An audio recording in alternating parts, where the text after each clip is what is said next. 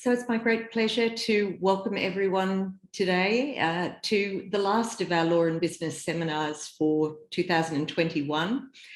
It's a great pleasure to have with us our speakers today. We have Professor Joan Loffrey. Joan is a professor of law at the University of Leeds, though at the moment she's joining us from the Middle East, where I thought she was in Qatar, but she's jetting all over. So she's now in Dubai, she tells me. So Joan is a graduate of Somerville College, Oxford. She received a degree in jurisprudence. She was later a commercial litigator before she became an academic. And her research focuses very much on accountability and regulation in the context of corporate governance. She's published widely in the area of directors' duties and corporate litigation, including a 2011 book with Cambridge University Press.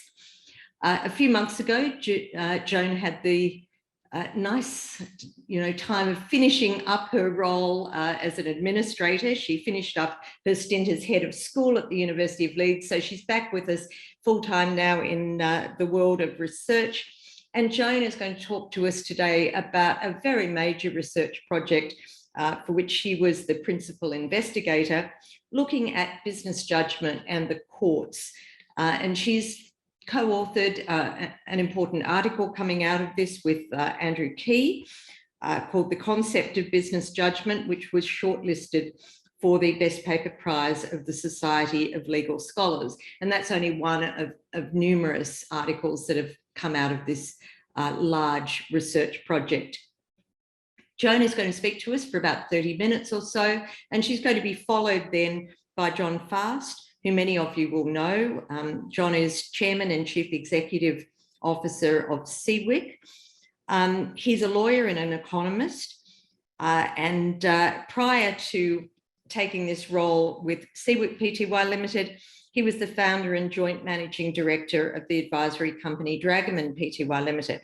And before that, he was senior executive and he was chief legal counsel at BHP, and he was very much involved in the dual listing strategy with Billiton Limited. John we're very grateful and we're honoured that he is a Monash alum. And when he finished his degree at Monash, he went and worked at the very beginning of his career with Arnold Bloch-Leibler, where he specialised in M&A, corporate law, governance, taxation, trusts, and financial planning. So I'm going to hand over to Joan and then John following up with his commentary. Before I do, can I just mention to everyone that you can leave questions. We will have time for questions at the end, and you can put them in the Q&A box as we're going along. So if there's anything that strikes you as Joan or John is speaking, please do leave it in the Q&A box. And if you could just identify the organisation that you're from, that would be great. Joan, over to you, and looking forward to hearing what you have to say on this important topic of business judgment and directors' accountability. Thank you so much. Thanks very much, Jennifer, and I just want to, thanks for that very kind introduction. I'm very pleased to meet everyone. Just want to say thank you to the Centre for inviting me, and to you, and also to Ellie and to Janice for arranging the events. Very grateful. Now, I'm just going to share my screen. Hopefully this will work. There we go. Yep. Hopefully that's it. So can everyone see that? Okay, great. All right. I'm going to be talking today, as Jennifer says, about business judgment and director accountability, and in particular, in looking at the question, which has been much debated, as to whether the courts, directors' business judgment should be subject to greater review by the courts. And as Professor Hill outlined, this is a paper that emerges from an Arts and Humanities Research Council funded project that I was principal investigator on. It was an interdisciplinary project. I worked with colleagues in Leeds, Professor Andrew Key, Dr. Francis O'Cannaboom, and with colleagues in the management school at the University of Liverpool. And that project really had three goals. One was to explore what was meant by business judgment, how the courts apply business judgment, and to what extent should directors' decisions be subject to review by the courts. A number of papers have come out of this, adopting various methodologies. First one was theoretical. The second one, we looked at how the courts in England and Wales actually approach directors' business judgment when it comes before them, and analysed that. And then the third paper, the most recent paper, was based on interviews with directors and corporate actors, and we asked them what they thought would happen if directors' decisions were subject to greater review. This fourth paper is seeking to answer that third question again, because my paper in the Journal of Law and Society also goes some way towards it, and looks at whether directors' decisions should be subject to review or greater review by the courts. It's coming out in an edited collection sometime next year. It's not yet been finalised, so I'll welcome any comments and thoughts on it. So the original project, and actually, so I suppose this paper, the gestation for it began a long time ago with the financial crisis. Now, unlike other major corporate collapses, scandals, and so forth, the problems that gave rise to with the banks in the global financial crisis were not the result of fraud or conflict of interest, breach of fiduciary duties. They were because of excessive risk taking, that was either deliberately undertaken or that was taken without a proper appreciation of the risks. And therefore, these were the risks that were taken at this time that gave rise to problems for the banks were arguably negligent. But because they were categorized as business judgments, it's very, very difficult to challenge a director's business judgment, and it's very difficult to sue a director for negligence. And as a result, there was a lack of director accountability for what happened in the banks post-financial crisis. There has been some more recent litigation back in 2019 that has not been successful, Lloyd's HBOS judgment in the UK. So generally a lack of accountability. And part of the reason is the protection given to business judgments. Now, this led at the time to a huge public outcry. It wasn't just that the impact of the global financial crisis on ordinary people, because there was an impact. It wasn't just an impact on shareholders and creditors, as we know. There was also just anger at lack of accountability. And this was troubling because what one found was that directors were being judged in the court of public opinion, very much a populist media frenzy about it. And it was that anger was being channeled through the press rather than through legal avenues. And this troubled me. Now, the debate has moved on, and we've just had COP26 in Glasgow, and now we're focused on sustainability and we're focused on the environmental considerations. What I would argue is that questions of business judgment are absolutely at the heart of this current debate, and just to explain why, you may be aware that Coca-Cola is the world's #1 top plastic polluter. They produce 100 billion throwaway plastic bottles every year. And they're not moving away from single-use plastic. Their head of sustainability has said that that they're not going to move away because consumers prefer them. Business won't be in business if we don't accommodate consumers, is what she has said. Now, that is about protecting the company, protecting shareholder wealth, although it's framed around what consumers want. It's about profitability. And the decision to continue to use single-use plastics in order to maintain that competitive position, maintain turnover, is very much a business judgment, but it doesn't take into account the impact on the environment as a whole. The second slide is a power station in Poland. And the reason that that slide is up there is that in 2019, in Poland, Client Earth was a shareholder in the Polish state-controlled company, I believe it's called Enea, and they brought an action against the company in the Polish courts that successfully challenged the validity of a shareholder resolution that supported the construction of a coal-fired power station. The activist shareholders' challenge was that the initiative lacked commercial merit, would harm Enea's economic interests, and pose an indefensible financial risk to investors because of rising carbon and falling renewable prices, and they were successful. So, but if a similar challenge was brought in the UK or in other jurisdictions where the business judgment rule applies, and it was the board that had taken that decision would not have been open to challenge on the basis that it is a business judgment. So why are business judgment, what is it that protects the business judgments of directors? Well, in quite a number of jurisdictions, a rule of law that's called the business judgment rule has been adopted. And there are different formulations in different jurisdictions, but basically it provides that if directors make a decision in good faith and for a proper purpose and believing it to be in the interests of the company, if they have no conflict of interest and they are properly informed when they take that decision, business judgment rule protects them from liability for decisions that turn out poorly. Now, in Australia, the business judgment rule is very much connected to the duty of care. It's contained in Section 180, subsection 2 of the Corporations Act. The UK has no formal business judgment rule. It doesn't, there's no legislation, and actually there's no, unlike Delaware, there's no well-developed rule in the cases.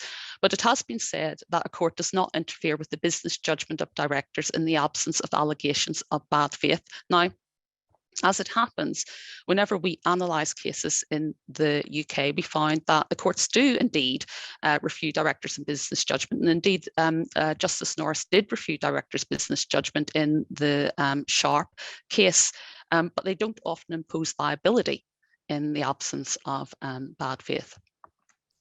So the debate over business judgment and the degree of review for business judgment has always, for really quite some time, been linked to the debate over the appropriate degree of director of accountability and how director of accountability should be balanced against director authority. Bainbridge has argued, for example, that holding directors accountable will undermine their authority. You can't have more of one without less of the other. And he very much supports protecting director authority. My point here really is that business judgment is very closely connected with this debate, and the business judgment rule very much tips that balance towards protecting director authority and away from accountability. So, should the courts review directors' business judgment? Well, I'm going to focus on two arguments today. There are other arguments that are, but these ones are quite significant, and they help me demonstrate the point I want to make today. The first is that the court should not, because it will make directors unduly risk averse, which will harm companies and ultimately economic growth. The second is that the courts will wrongly find directors liable. And this concern about liability is based on 2 points. First of all, that the courts lack competence, expertise to accurately assess the quality of directors' decisions, and also because of the risks of hindsight bias, which we can abbreviate as the risk of being too wise after the event. On that slide, the cartoon there highlights the concerns over the first risk, which is we've considered every possible risk except the risk of avoiding all risks. It can be highly detrimental to be risk averse. Now, that first argument is actually based on two assumptions. First of all, that the risk appetite of diversified shareholders is socially optimal, and so directors' risk taking should align with it. The second assumption is that directors are rationally risk averse, and I'll come on to that in a moment. Thinking about this first assumption, why is the risk appetite of diversified shareholders apologies, I muted myself. Why is the risk appetite of diversified shareholders socially optimal? Diversified shareholders don't have all their eggs in one basket. In their portfolio, they will have investments which have a mixed risk profile. But diversified shareholders are protected against the downsides of firm-specific risks, because if a risk goes wrong in one firm, it will be offset by risks going well in another firm. And in addition, the greater the degree of risk that is taken, the greater the possibility of the return. Consequently, diversified shareholders' risk appetite will be higher than those who are undiversified. This will include, it is assumed, directors, employees, and creditors. It will also be higher than other stakeholders who might be affected by corporate risk taking, but who do not directly benefit from corporate risk taking. And it's argued that requiring managers to focus on diversified shareholder interests lowers agency costs, reduces the risk that managers will shirk and follow their own interests, and also encourages higher degrees of risk-taking that will maximize social wealth, which is equated with shareholder wealth maximization. In other words, getting directors risk to take risks that align with that of diversified shareholders creates a bigger pie for everyone. Now, the problem is that this approach is not concerned, while it may maximize the pie, it's not concerned with how wealth is distributed, nor with negative externalities, that is the costs that are produced by this risk taking. It isn't concerned with how these are addressed or mitigated. And the orthodox position is that the business makes money, corporate law facilitates this, and it's up to mechanisms outside corporate law to address wealth distribution and to address harm mitigation and to get companies to internalize the full cost of their production. The question is, why not address these issues through corporate law? Given that the risks are created, these issues are created by corporate risk-taking, by business judgments, why not go to the heart of it and encourage those who take these decisions to have more regard to others, to the risks to others that the decisions take? Well, the concern is, as I say, that this will lead to suboptimal risk-taking, that directors are rationally risk-averse, and that this will really, in the end, harm us all by damaging wealth creation. So I want to turn then to the second assumption, which is directors are more risk-averse than diversified shareholders because the impact of, the reason will be because the impact of firm insolvency from a risk that turns badly is greater for them than for shareholders. And if their business judgment is reviewed, this will cause them to be even more risk-averse. This is a really common argument that you find in the literature, but you don't often find empirical evidence that supports this argument. You find anecdotal evidence, but you don't find, it's very rare to find hard empirical evidence. In actual fact, there is data that supports this assumption. There is data that supports the fact that directors are rationally risk-averse, and this results in suboptimal risk-taking that is value-destroying for shareholders. I give one example there on the slide from a recent article in 2021 Corporate Governance, but there are other articles out there that support this. And I'm not going to argue with that. What I do want to point out is that there is data that goes the other way. There's research that suggests that directors directors are not risk-averse. There's research on director overconfidence that suggests that not only are directors not risk-averse, they're actually, compared to the rest of the population, overconfident and take riskier decisions. Now, this is not always a bad thing. In certain industries, it's been demonstrated this is a very good thing, but it can lead to value-destroying decisions. There's also research that does demonstrate that insulation from personal liability for risk-taking does increase risk-taking behaviour, and that there's quite a lot of research that's gone on in the field of the impact of directors and officers and liability insurance on directors' risk-taking activity. There is also evidence that indeed more review and more exposure to liability does increase risk aversion, but the point is that this is not necessarily bad, that this can actually promote reduce excessive risk-taking to a level that is socially optimal. So we could argue about the empirical evidence. The point is that there's evidence that goes both ways. And the point that I really want to make is that the arguments, orthodox arguments against review, are based on highly contestable empirical assumptions. There is evidence that points the other way. There is evidence that suggests that greater accountability could have a beneficial effect. Now, the question we asked at the end of our last paper is why do orthodox arguments neglect contradictory empirical data? Why do orthodox arguments only focus on negatives rather than on the benefits of review? Excuse me, I should just mute myself and cough. I think I don't want to deafen you. The conclusion we drew, and the conclusion that others drew, is that this is not just about wealth maximization and what is the best route to promote social wealth. It's also about other values that underpin these arguments against review, but also for review. I'm moving on really to what these other arguments are, because they exist on both sides of the debate. The reason, and in order to demonstrate this, I have focused in on this group of arguments that directors, the concern is that greater review of directors' business judgment will lead to directors being found wrongly liable. It's been argued that this is unfair to directors. Eisenberg's not the only person to have said this, but he has written a leading article on the business judgment rule. So what do we mean by unfairness? Well, fairness is a very broad concept, and when people use the term fairness in corporate law scholarship, they don't always unpack what it means. It's noted that it is unclear. And it can encompass a range of ideas. First of all, distributive justice concerns, distributive justice being concerned with the fair allocation of resources in society.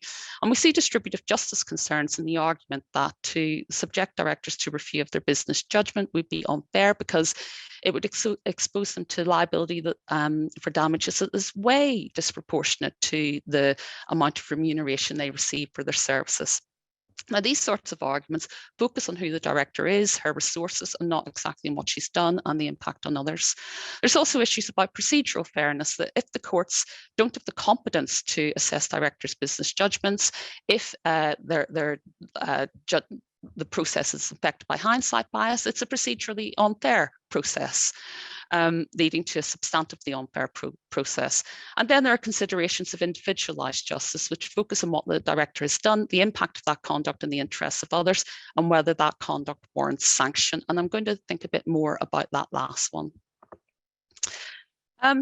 The arguments that it's unfair to directors to review their business judgments because it can lead to wrong outcomes, wrong finding of liability, so it's unfair to individual directors, does apply to other groups. It's been recognised that these arguments apply to other groups, so it can apply to groups such as doctors, for example. Well, that's a common comparison. And the question is, why do only directors get the protection of the business judgment rule? Another point, all litigation is infected by hindsight bias.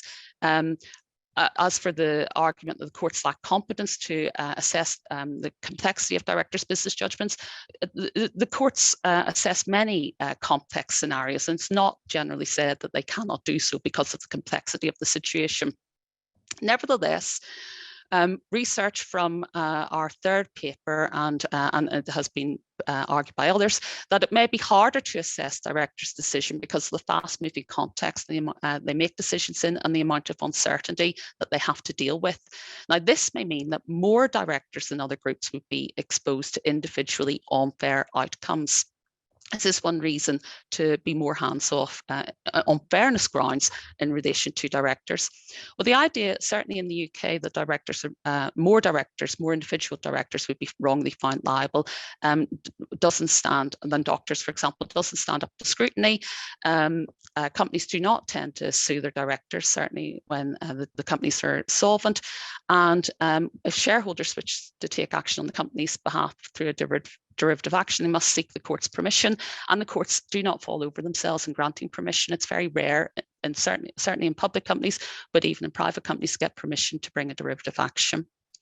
It should also be noted that even in companies with the business judgment rule, individual directors are exposed to incorrect outcomes because of process review, because directors will, because the courts, if the directors fail to follow a proper process in reaching their decisions, then the protection of the business judgment rule falls away.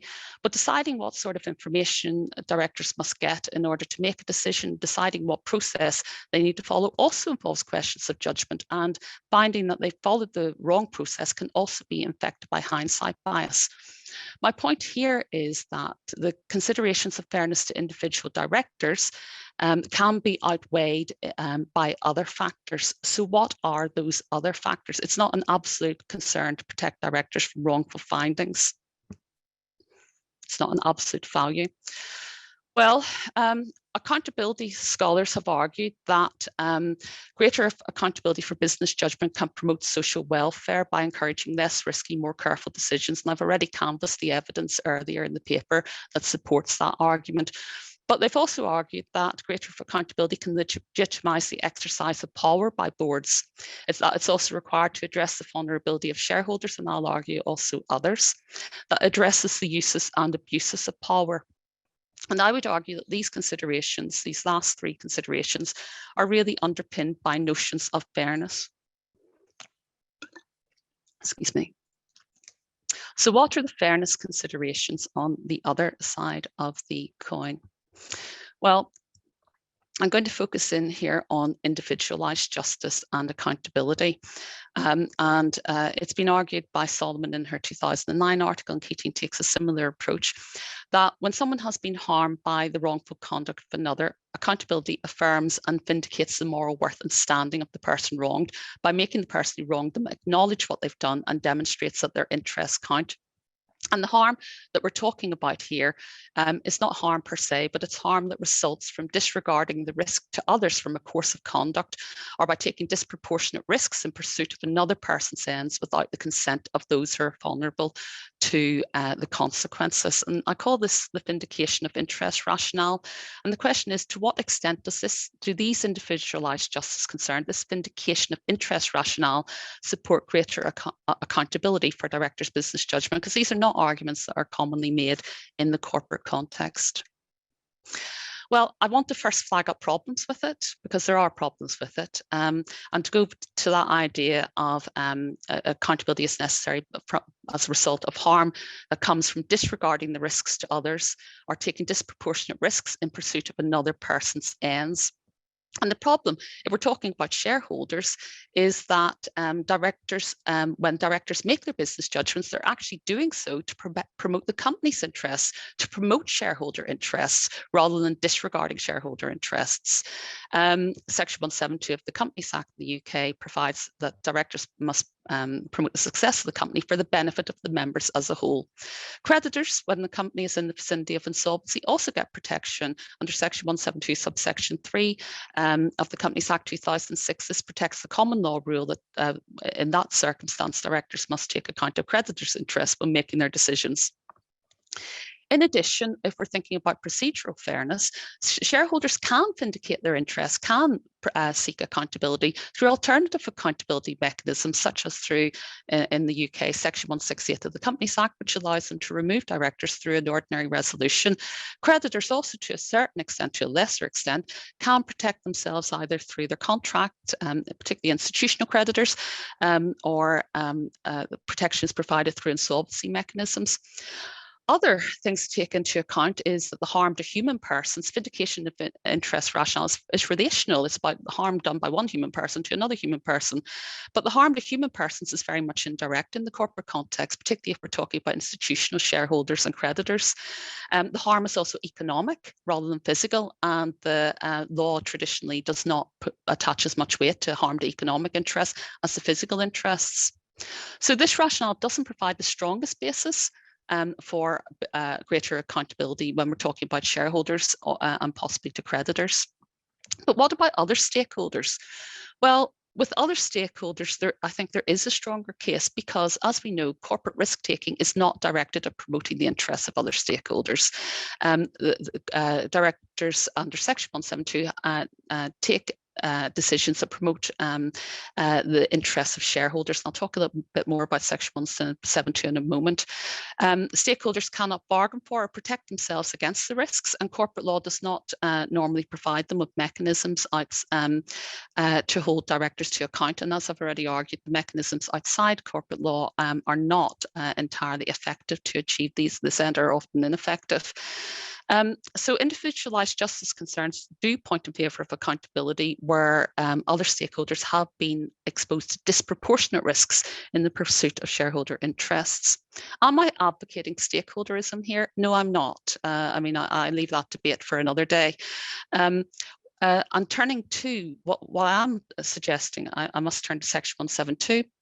And to that first paragraph, as I said, a director of a company must act in a way he considers in good faith would be most likely to promote the success of the company for the benefit of its members as a whole, and in doing so have regard to, amongst other matters. I want to talk about that phrase, have regard to. The directors must have regard to the list of factors listed there, but those are not exhaustive. There may be other considerations and other stakeholders that must be taken into account, have regard to that will vary depending on the decision in question. Now, have regard to is orthodoxly interpreted as meaning that if there's a conflict between the interests of shareholders and, say, the interests of employees, and the interests of shareholders takes priority, you think about those interests, but if they don't contribute, if they conflict with the interests of shareholders, if taking them into account does not promote shareholder interests, then you put them to one side. And I would argue that there is space, and it is unorthodox. I would argue that there's space within Section 172 to interpret have regard to in a different way, and that is to have meaningful regard to the interests of others, to really take into account the risks to those others. And what I mean by that is not that directors should positively pursue the interests of other stakeholders, but rather that having regard to should impose a negative restraint not to pursue shareholder interests where this would impose an excessive risk of harm to others. So I'm coming to my conclusion now. Should the courts review directors' business judgment? Look, if I had a clear-cut answer to this and a definitive answer to this, frankly, I think it would be the wrong answer. I think it's far too nuanced a set of a debate to come out with a really clear-cut position. But what I have argued is that the arguments for and against review of business judgment are underpinned not only by welfare maximisation considerations, but also concerns with justice and procedural fairness. And to assess whether the court should assess directors' business judgment in any given scenario, or using any particular mechanism, in the design of any particular mechanism, these various factors need to be balanced, and their weight may vary depending on context. I think reasonable people will disagree about how to balance these factors, but I think it's important to identify what is in play, to understand what is at stake, and to ensure that both sides, those on both sides of the debate, are not talking at cross purposes. So, for example, one way to reason through this, we've identified that directors do face a risk of being wrongly found liable as a result of hindsight bias, and they may be more vulnerable than other groups. Now, when you put that on one side of the balance, and then you take into account fairness to shareholders as a rationale for greater accountability on the other, we've seen that that's not the strongest argument because of other accountability mechanisms, because directors are actually serving shareholder interests. Now, in that situation, we may say director protection weighs out and there should be more protection for business judgment. On the other hand, whenever it comes to stakeholder considerations,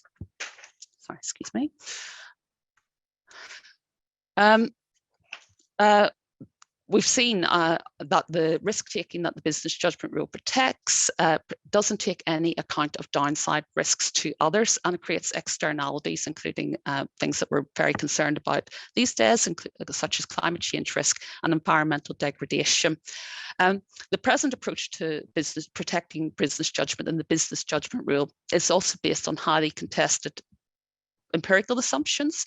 It doesn't acknowledge this, and it doesn't acknowledge that there is evidence that goes the other way. It also doesn't acknowledge, it focuses in on the detriments of review and neglects the potential benefits, and it also neglects considerations of, on the other side of the debate, of fairness and justice to others. Now, given this, and given that the risk to shareholder wealth creation should be balanced against these considerations, there's room to conclude that we can move the dial away from this maximum protection towards, excuse me, I'm sorry, my hotel phone is ringing. I'll just finish very quickly. To move the dial away from the maximum protection that is afforded to directors' business judgment, and to move it more towards greater scrutiny. And I'm very quickly going to mute myself with many apologies. Joan, thank you so much. And we're going to pass over to John Fast now. John, could you unmute yourself and give us your commentary? I have unmuted myself. Fantastic. Thank you. You can hear me? Thank you. Firstly, thank you very much. And thank you, Priscilla Free, for a fascinating lecture. It's not often that one is able to consider the question of directors' duties and the business judgment rule almost from a behavioural or sociological perspective. I thought in the time that I have available, I would provide some comments on the Australian experience and why I believe we're in a significantly different position to other countries such as the UK, Canada, and the US. My views are based on having spent a large part of my working life in boardrooms, either as a lawyer advising boards on their duties or as a director. To begin, let me say that I'm not conceptually against judicial review of directors' actions, but I do have a concern that in Australia, the liability pendulum has swung too far against directors. And one of the difficulties with trying to wrestle with the business judgment rule is trying to arrive at one rule that addresses all situations and outcomes. The literature tends to deal with the subject of directors' duties in broad concepts. For example, much of what has been written recently on the subject of ESG has presented the arguments as a trade-off between higher ESG compliance on the one hand and lower profits on the other. This type of sole focus on profits often belies the more important question of how companies determine the ESG framework that they consider most relevant to their businesses. In my view, the way in which debates have been framed on the relationship between ESG and profitability, that is categorizing them as going hand in hand, is unhelpful to the debate on directors' duties and the applicability of the business judgment rule. It encourages regulators and others to believe that it is only through stakeholder activism and/or through litigation and directors being exposed to personal liability for perceived failures in this space that sufficiently high standards of ESG compliance can be achieved.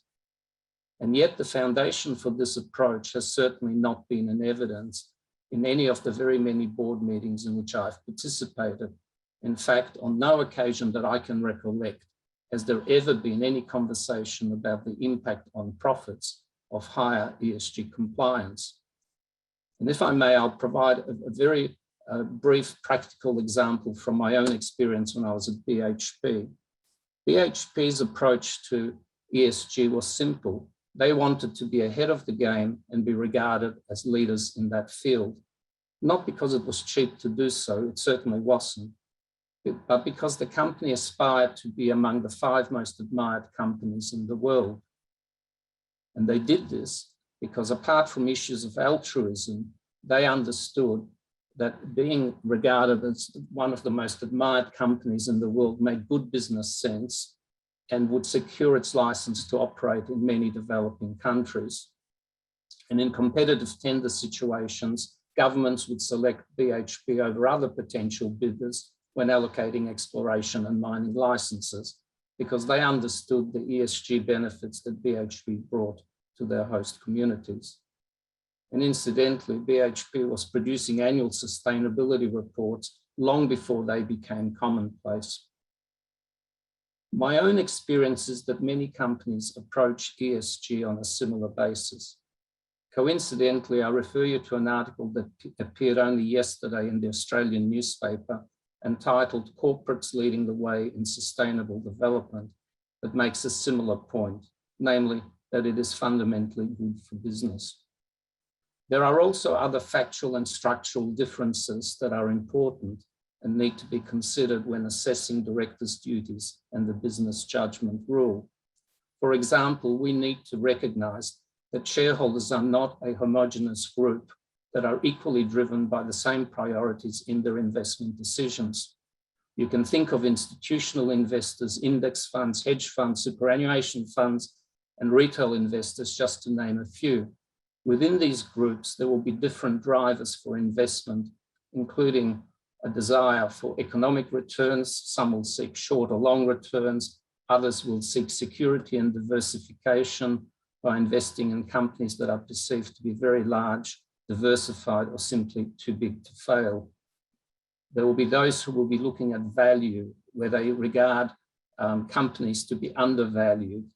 Others will seek control to maximize returns through being able to control the board and engage in potentially strategic value accretive transactions. And of course, there will be those who pursue other agendas, such as ESG, and the ability to bring about positive change in a range of ESG and related areas. Those who may have been fortunate enough to have heard Professor John Coffey's inaugural Bob Bax lecture on the shift in shareholder activism may recall that the shareholder universe continues to change, and rapidly, and with it brings new trends and expectations. At the end of the day, absent some illegal, improper, or egregious conduct, each shareholder will likely measure the performance of their investments and hence of the boards of those companies according to how well they have performed against their expectations. And there is no one size fits all. Anyone who has ever attended an AGM will know that regardless how stellar the performance of a company may be, there will always be some disaffected stakeholders in attendance. And there are significant differences that also need to be recognized between public and private companies, not just in the size of their shareholder base or capitalization, but often also in the relationship between their shareholders and their boards. In the world of private companies, you will frequently find a majority of directors that are not independent, as that term is understood in the public company space. In contrast, public companies aim to have a majority of independent directors, defined by reference to a number of criteria, including the size of their shareholdings and their lack of connection with the business of the company or to close advisors to the company. It is almost the case in Australia that the less history, connectivity, and knowledge one has with a public company, the greater the appeal of that person as a prospective director. And I, for one, remain to be convinced that this represents an optimal outcome for many companies or for their shareholders and directors. Most public companies schedule board meetings monthly or almost monthly. In my time at BHP, which was a complex dual-listed company, which was part of the FTSE 100 and ASX 100, and operated some 100 assets in 55 countries with a global workforce of around 90,000, board meetings were held on average 7 times a year. Each board meeting ran for about 2.5 days. Is that frequency sufficient for a large, complex enterprise? The answer is that we may only find this out if some major disaster or breach occurs that places the operation and performance of the board and of the senior management under scrutiny. Recent examples of that were Rio Tinto with reference to Juukan Gorge and Westpac with reference to Austrac. For the rest of the time, stakeholders are asked to assume that the frequency and content of board meetings is fit for purpose and sufficient, at least in the opinion of the boards and management of companies, for them to be able to discharge their duties properly and to the standards expected of them. In Australia, public companies are being governed by boards with a majority of directors who ideally have had no significant involvement or history with those companies, and who meet somewhere between 6 and 12 times a year for between 1 to 3 days on average. And they are required to be fully informed and exercise independent judgment about a growing range of issues in an increasingly litigious environment. This situation makes no sense to me whatsoever. With this understanding how public company boards are constituted and the limited time that is afforded to them to discharge their duties, here are some observations on the operation of the business judgment rule as it has evolved in Australia. The rule was codified in Section 180, subsection 2 of the Corporations Act. It was designed to give effect to the government's desire, quote, to protect the authority of directors in the exercise of their duties, not to insulate them from liability, and to ensure that directors should not be liable for decisions made in good faith and with due care, as otherwise this may lead to failure by the company and its directors to take advantage of opportunities that involve responsible risk-taking.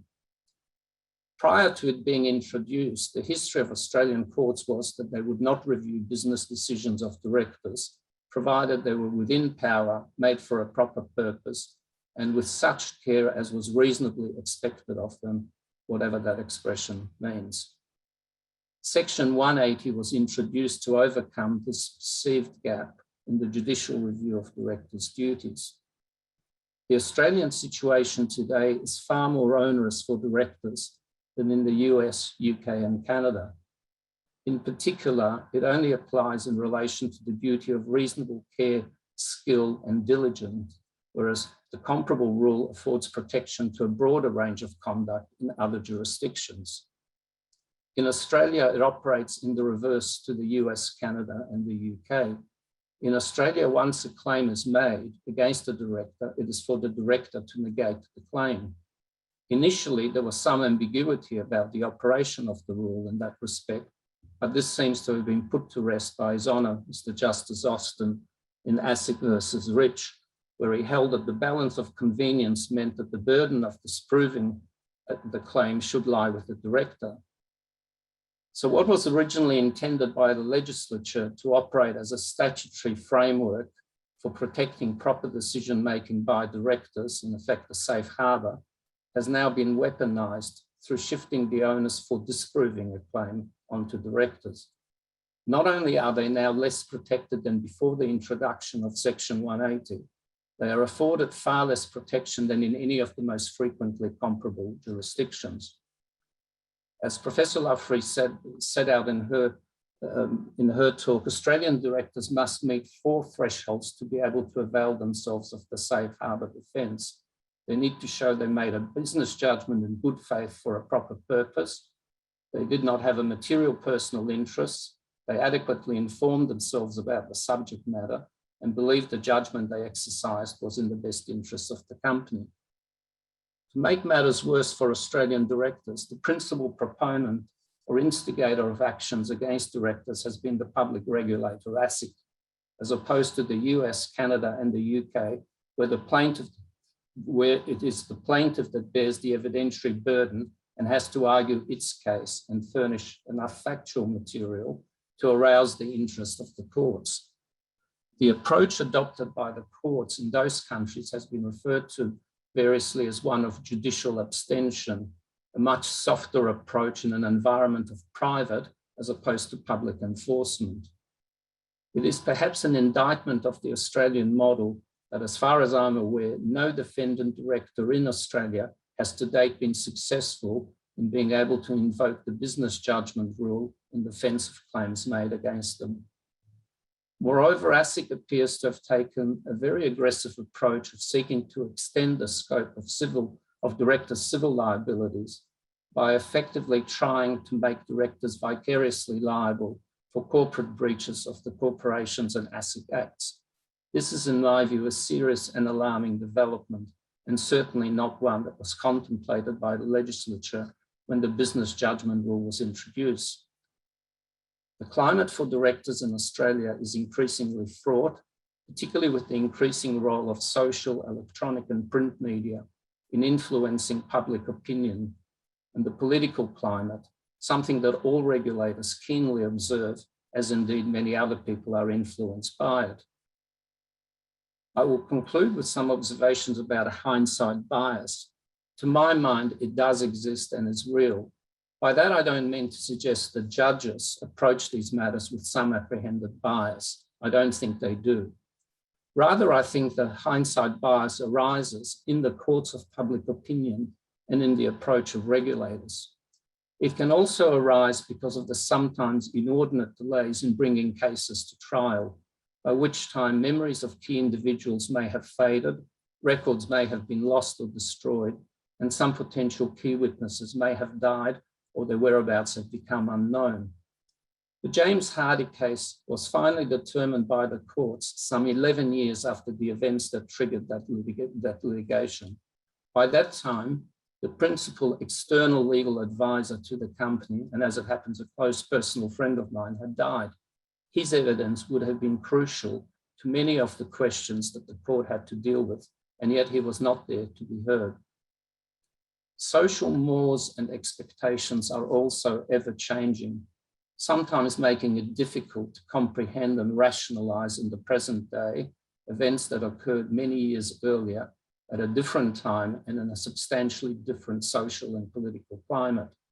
One just has to think about the many changes that have occurred over the last 10 years in the laws relating to such areas as the environment, privacy, bullying, harassment, and discrimination to understand the difficulty of being able to deal impartially with a present-day prosecution for events that may have occurred many years earlier and at a time when these laws did not exist, and where different behaviours and practices were accepted as commonplace.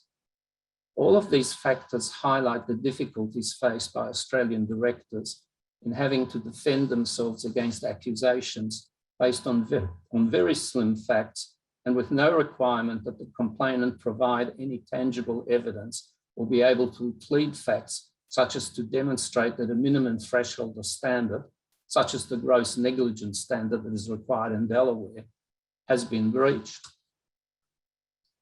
Add to this the increasingly difficult and expensive market for D&O insurance and the growth in litigation funding and class actions, and one has the makings in Australia of a perfect storm.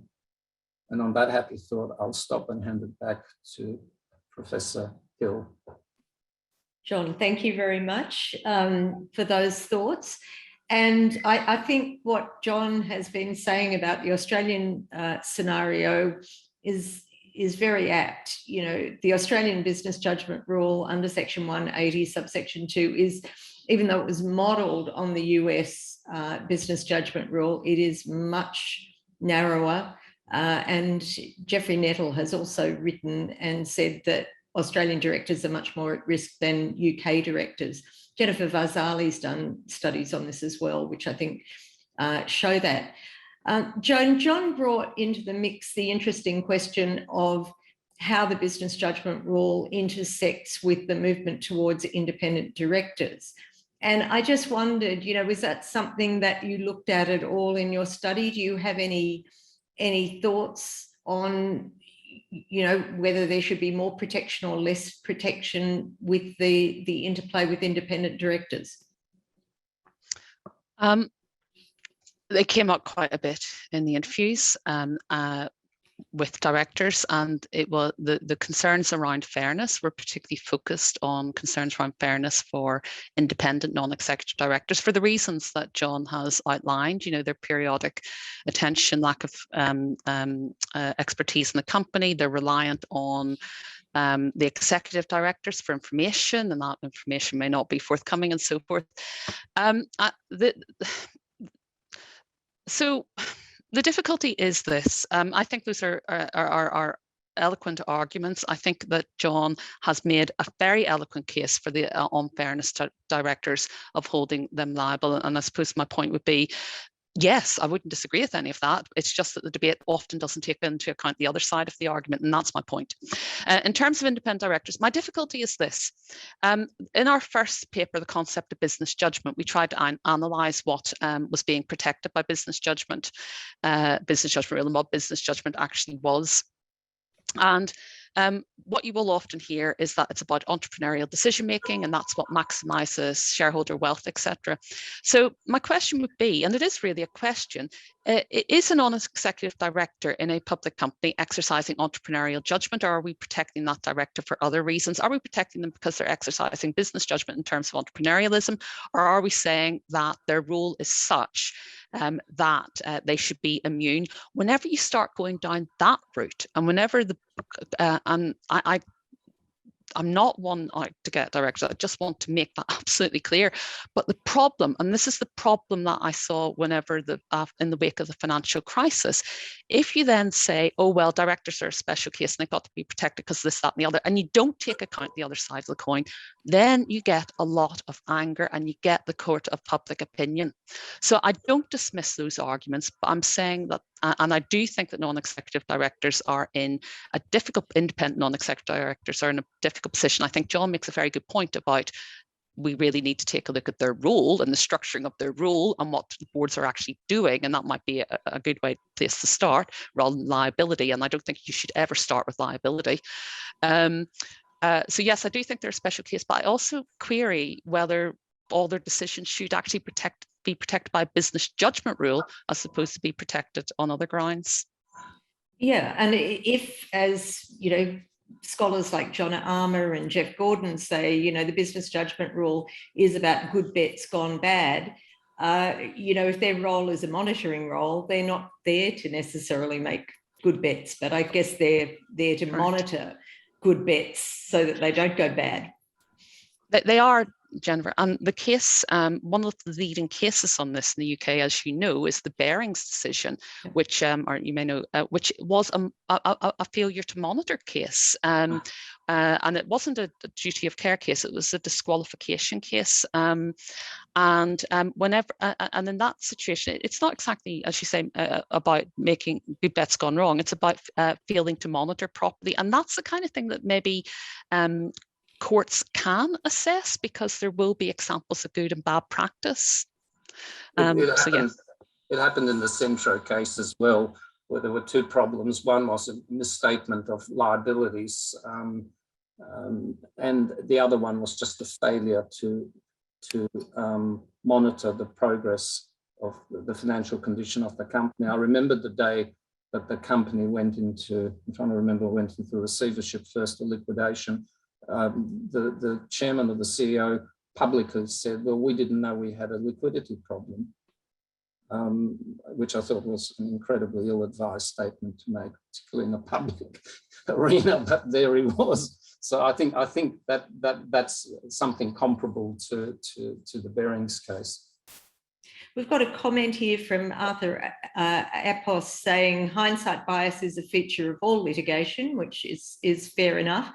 If you're putting comments in the comments box, if you could just identify where you're from. I've got one question here from Thilangika, I think which is really talking about, well, we've got the business judgment rule for directors, but of course, another possible route of liability is against the organisations themselves. And that's something that certainly came out in the Banking Royal Commission in Australia, where Commissioner Haynes said, you know, the people that are responsible are the entities themselves and the directors and managers of those entities. And so there's a question here about, well, you know, how often, I guess, is there liability for the organisations themselves in the UK, Joan, and what are the sorts of ways to minimise that liability? Any comments on that? Or I guess you've just been focused on directors, but if there is anything that you've got that you'd like to say about that, or I do John? have a comment about this. Yeah, I do have a comment. No, I haven't been focusing on levels of litigation. I haven't measured that. I have been focusing on directors. But the reason I'm focusing on directors and not entity liability, which is what that question concerns, is because I'm concerned about the behavioural impacts of review. And this is something that Stephen Schwartz also makes in the point he makes in his papers on business judgment, that what you want to do, these risk-taking behaviours, which are good and bad, they are judgment calls. And in order to adjust what is going on, particularly ex ante, you have to get to the human beings, you have to get to the people who are taking the decisions. It doesn't always work getting to the entity. You don't have that direct impact. And that's what the research in the paper is focusing on, the impact on individuals of having their decisions held to account. So I'll just stop because I'm aware of time. John, have you got any comments? Yeah. Yeah, I think entity liability follows liability by the people who are running the company. I mean, the company doesn't exist in it. I mean, it's a legal entity, but it only exists through the agency of its directors and management. So in a way, it's very hard, in my mind, to establish entity liability without having at least gone through the process of establishing how the directors and management conducted themselves, and therefore how this came about. I don't see it as a standalone. I mean, sure, there are lots of penalty provisions for breaches by companies of a range of laws and requirements, but that's different, I think, to a situation where that we're talking about, which is about a company being held liable effectively as a result of the actions of its directors and management. Yeah. Joan, as you were talking on this topic, it took me back to the Disney litigation in the US, where the directors were ultimately received the protection of the business judgment rule, although at various stages of the litigation, it was not at all clear that they were going to receive the protection of the business judgment rule. And Chancellor Chandler in that decision said this should not ever be a matter for the courts. Any good faith decisions of directors, it's a matter for the markets, it's a matter for the shareholders. And one of the things I thought was very interesting coming out of the global financial crisis was that stewardship codes, that was the genesis of stewardship codes for shareholders, but they were used in different ways. So in the UK, there was grave concern about this excessive risk-taking, and it was thought that, you know, having greater oversight by shareholders would control that.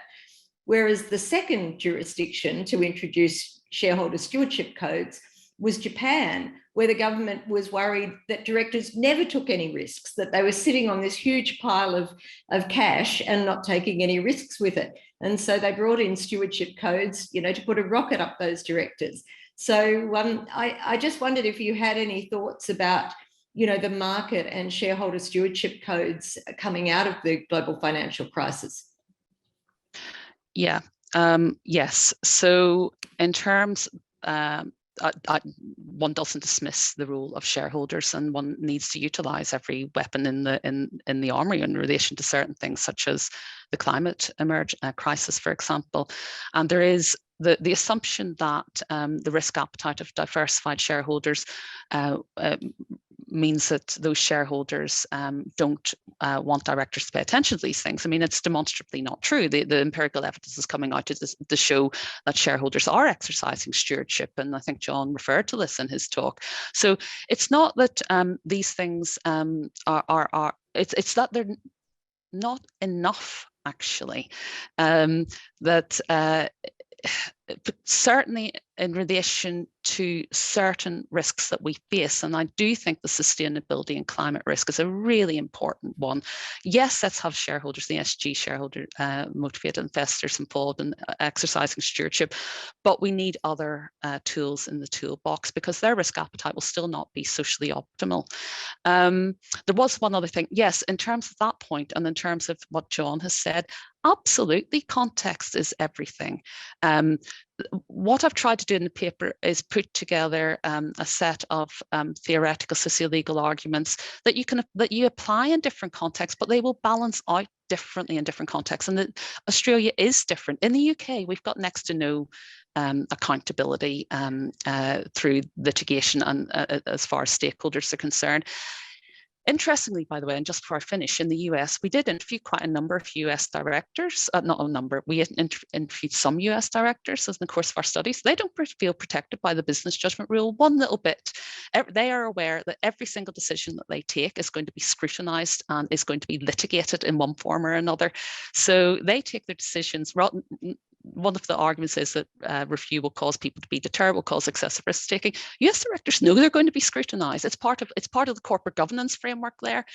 It doesn't affect what they do, as far as I can tell. They said it didn't, so I'll just finish with that comment. John, do you have any comments in that regard?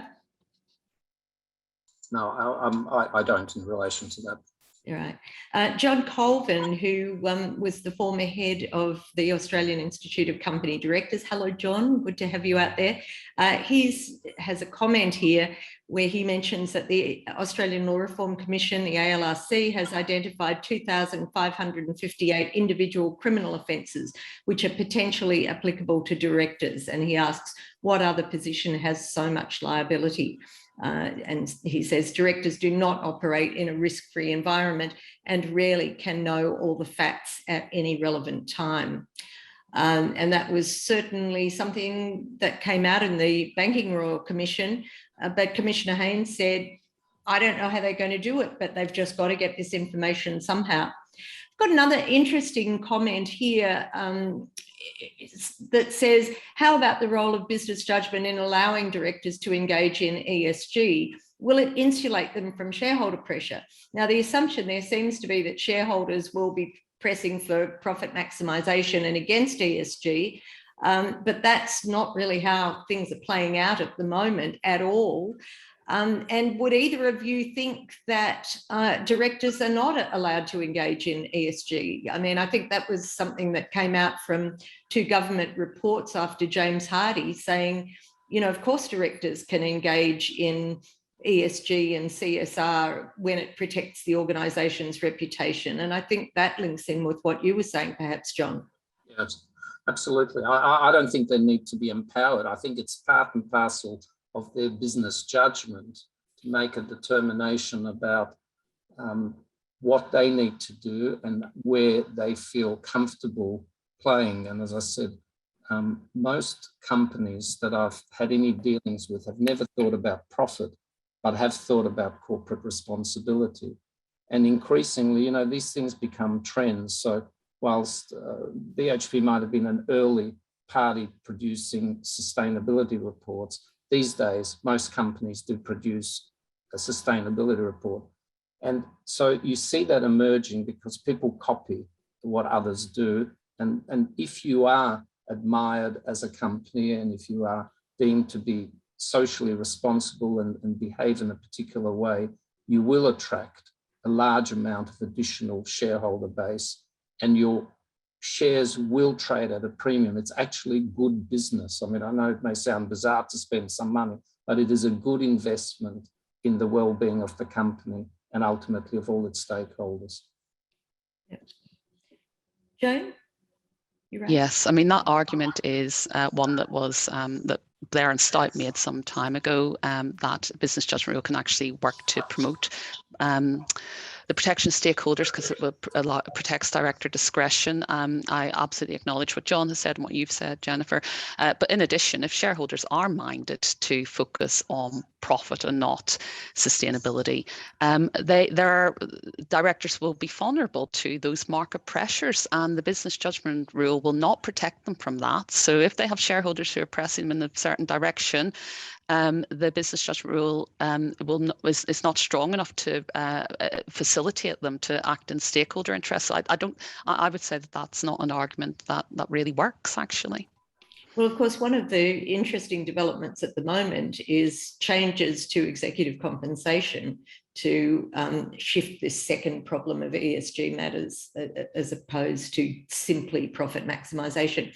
Question here from Kelvin, also hello Kelvin there. So Kelvin is a Monash alum. He's president of the Asian Australian Lawyers Association, and he is a lawyer at Norton Rose. And his question relates to whether you see a role for the business judgment rule in the context of continuous disclosure, where the Australian government has recently introduced a fault element to provide greater protection for directors. Do either of you have any comments on continuous disclosure? Because Australian directors prior to this change in the law felt that they were extremely vulnerable to liability claims. John, is that something you've thought about at all, or? I haven't. I'm trying to understand what the question relates. I mean, I understand what's been asked, but I'm trying to understand what's. Yeah, well, yes, I'm not sure whether, business judgment protection would be needed, given the change to the law anyway, because I think it does provide an alternate form of protection. Yeah. Let's go on. We've got a question here from Alan Shaw. Alan says, while I agree with John regarding the changed environment, when looking with hindsight is the greatest problem, the degree of close examination available in the court environment, I think I've missed a word or something. While I agree with John regarding the changed environment, when looking with hindsight, is the greater problem the degree of close examination available to the court environment compared to the boardroom environment? So Alan is saying, is the problem just the fact that the courts can't get enough information compared to the boardroom environment? Any views on that, either of you? Yeah, I don't think that's the only problem. I think it is one of the problems. I think the hindsight bias that I see, as I said, it's not an apprehension that judges will be biased, but I think society changes over time, and you tend to look at yesterday's problem through today's lens, which makes you say, well, they were very silly doing this, or they should have done that, or they shouldn't have allowed that. But that's because today, that's the lens that applies to how we look at these things. So I think that bias is introduced through a number of factors. One of them is obviously information that's maybe available. Certainly, the board should have had more information. You'd hope they had more information when they were making a a decision, but I think there are other elements that play into it. Okay. Yes, this was a point that was actually made again by the directors that we interviewed, and we cover in the previous paper that that taking a decision out of context, out of the whole flow of decisions and stuff that was going on at the time, and focusing in on that several years later, and putting it under the spotlight makes it look very different from how it looked at the actual time. And that is a bit different from hindsight bias, of course, but it is certainly linked to hindsight bias. And is there a risk of unfairness? Yes, there is a risk of unfairness. But again, I come back to the point that someone else said, that these risks do apply in other litigation. So the argument that we're saying, we must say here, is that somehow directors are more exposed than others to these risks, and that this justifies treating them differently from other litigants when we're considering these risks. Yes, I do think it's pretty interesting, the differences across jurisdictions, because the position in the US, where they can have multi-million-dollar claims against them, that is a common argument. We cannot allow these people to be subject to liability because they might be earning $200,000 a year as a director, and they'll have a $40 million claim against them. But in the US, it's just impossible for directors to be liable. They can be liable, under case law for gross negligence, but then they're permitted to have exoneration clauses in a way that is not possible under UK law or under Australian law. So, there are really significant differences, I think, in the degree of exposure that directors have across different jurisdictions. There's a question for John Fast, I should say. John, the government is currently reviewing the safe harbour provisions for directors in relation to insolvent trading. Do you think change is needed, and if so, what? In relation to insolvent trading per se? Yes, and the safe harbour provisions in relation to insolvent trading. Do you think Australian directors are even more at risk in the insolvent trading area than in other jurisdictions? Look, I don't think they're more at risk than elsewhere. I think the problem is the reversal of the onus of proof, which I think is at the core of my concerns with the way the law is administered in this country. I think the best thing the government could do is to actually legislate and make it clear that the onus of proof is not on the director. It's that their onus is not to rebut the presumption. There ought to be a minimum standard of information that is provided in order to initiate a proceeding against the director. And I think a lot of the questions around how you frame it and where the liabilities fall and whether they're excessive or not, to be clear, I'm not against large awards against directors in circumstances where they have acted improperly, egregiously, or grossly negligently. I do have a problem about directors having to defend themselves on the thinnest of claims. And I think it hurts also with the ability to secure D&O coverage. It raises the premiums and makes it a very difficult environment for directors. So I don't regard insolvency as being in any different category to any other obligation that directors have. I just think the problem is with the onus of proof. Of course, though, John, in ASIC and Rich, ASIC failed to prove, Section 180, subsection 1. So, and that was one of the justifications that Justice Austin used. He said ASIC would have to, prove both the business judgment rule as well as the breach of the duty of care, and ASIC kind of failed on the breach of duty of care. But he sort of stopped short on that because I think he said he didn't need to make a finding because, there were other issues that brought him to the conclusion. So, it would be nice, actually, it would be nice for this to be conducted in the same way that most litigation is, where the person making the claim has got some responsibility for producing For proving some evidence. Yeah. Well, Helen Bird, we're just going to finish up with a comment from Helen. Thanks, Helen, from Swinburne Law School.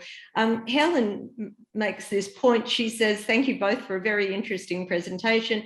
Does the business judgment rule have a prophylactic effect in requiring directors to be better informed about issues such as climate change and climate risk in order to get the protection of the business judgment rule? And this goes exactly the point that John was not keen on, the fact that the directors have to prove that they have been adequately informed, etc. So Helen, thanks for that comment. And with that, we have to wrap up. I'm sure we could all talk on for an hour. It's been great to have you, Joan. It's been great to have you, John. And thank you also to our audience. Thank you for those of you who have attended our seminars throughout the year. This is the final one for 2021, and it's been fascinating. We will be coming back in 2022. And, you know, if you would like to join us, please go on the CLAR's website. Oh, Ellie has already put up, she's got the videos there of all the seminars from throughout 2021, which you can watch if you've finished all your Netflix series. And it's been great to have you all. And thank you so much to all of you. But also, I want to just echo what Joan said, to thank Ellie Mitchell and Janice Hugo, who have just kept this afloat for the whole of 2021. So we'll see you next year. And I hope we'll be having some of our seminars at least next year in person. So we'll still have some online, but some in person. Thanks, everyone. Have a good night. Thank you, Jennifer. Thank you, John.